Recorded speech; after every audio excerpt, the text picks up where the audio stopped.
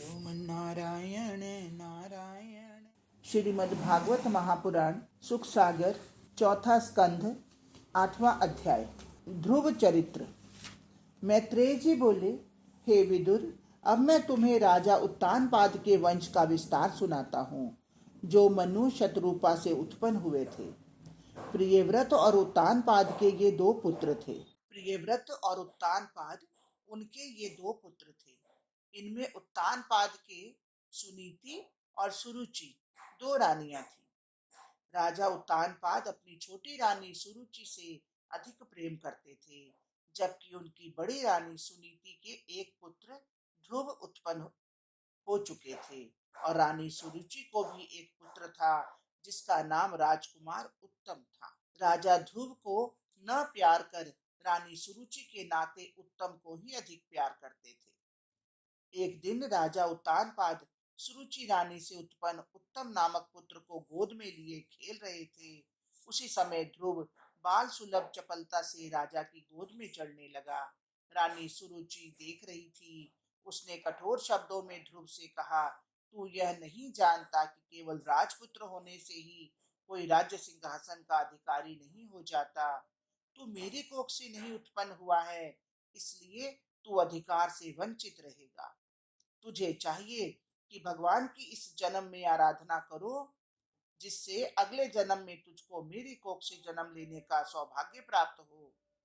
मैत्रेय जी कहते हैं, हे विदुर, इस प्रकार द्वेष युक्त विष भरे शब्द सुनकर ध्रुव का कोमल हृदय तड़प कर रह गया।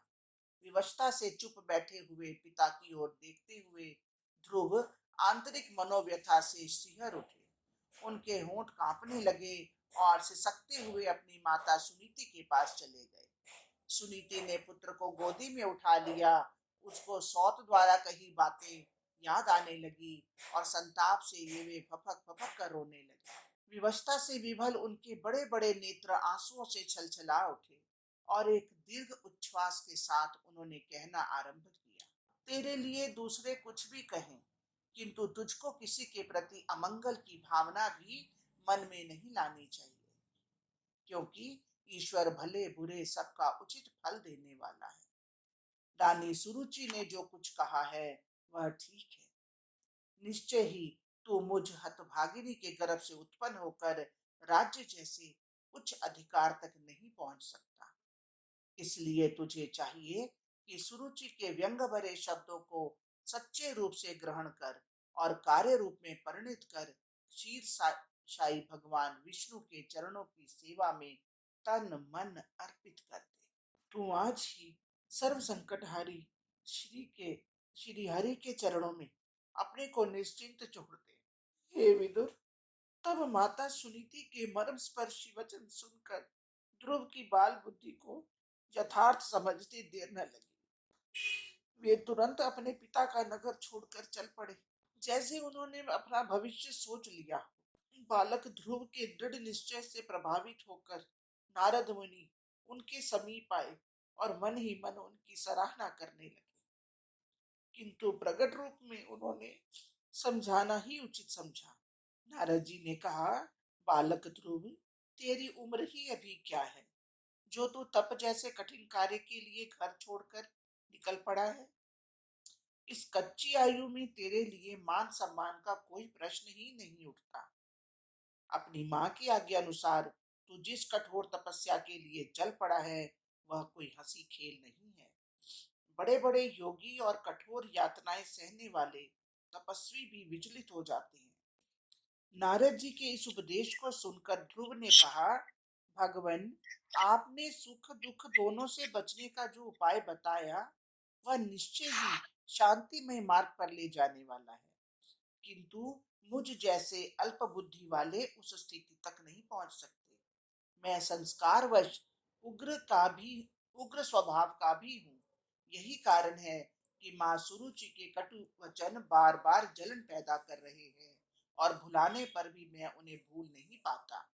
मैं राज्य पद क्या, उससे भी उच्च पद पाना चाहता हूँ, जिसके लिए बड़े बड़े ब्रह्म ज्ञानी तरसा करते हैं। आप ब्रह्मा के पुत्र हैं, इसलिए आप ऐसा मार्ग बतलाइए कि जिस पर चलकर मेरा अभीष्ट फलीभूत हो। मैत्रेय जी कहते हैं कि ध्रुव के इस संकल्प को सुनकर नारद मुनि बहुत प्रसन्न हुए।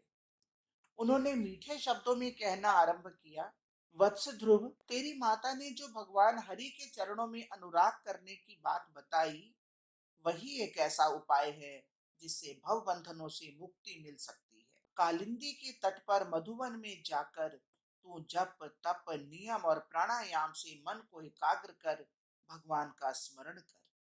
हे ध्रुव, तुमको उस मंत्र से अवगत कराता हूँ जिसके जप करने से तुम्हें भगवत प्राप्ति हो जाएगी। वह मंत्र है ओम नमो भगवते वासुदेवाय। भगवान की पूजा जंगली फल फूल और विशुद्ध जल से करनी चाहिए।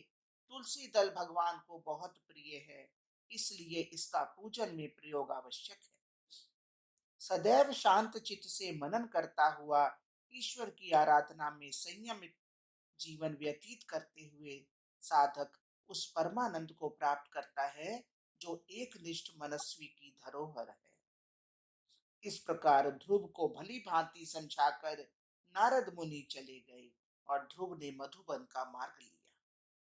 वहां पहुंचकर वे भगवत भजन में दिन व्यतीत करने लगे। उन्होंने पहले कुछ मास वन में उपलब्ध कंद मूल फल खाकर बिताए और तदुपरांत शनैः शनैः आहार की मात्रा कम करने के लिए केवल जल पीकर रहने लगे। कुछ समय ध्रुव ने जल भी त्याग दिया और वायु सेवन कर तपस्या में रत हुए।